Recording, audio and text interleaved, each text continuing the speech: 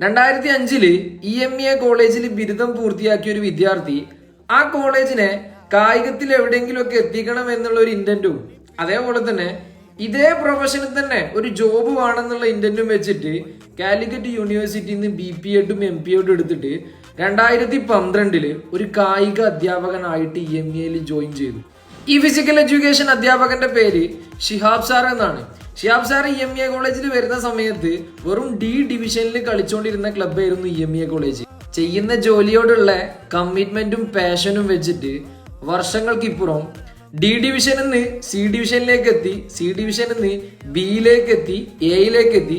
അതൊക്കെ പോരാത്തിന് കഴിഞ്ഞ വർഷം എലൈറ്റ് ചാമ്പ്യൻസുമായി EMEA കോളേജ്. ഈ എലൈറ്റ് ചാമ്പ്യൻഷിപ്പ് കഴിഞ്ഞിട്ട് കേരള പ്രീമിയർ ലീഗിന്റെ സെക്കൻഡ് ഡിവിഷനും കഴിഞ്ഞിട്ട് കേരള പ്രീമിയർ ലീഗിന്റെ ഫസ്റ്റ് ഡിവിഷനിലേക്ക് EMEA കോളേജ് യോഗ്യത നേടി. 2022 തമിഴ്നാട് യൂണിവേഴ്സിറ്റിയിൽ നിന്ന് PhD കഴിഞ്ഞ ഷിഹാബ് സാറ് ഇത് മാത്രമൊന്നല്ല കേട്ടോ കോളേജിന് വേണ്ടി ചെയ്തിട്ടുള്ളത്.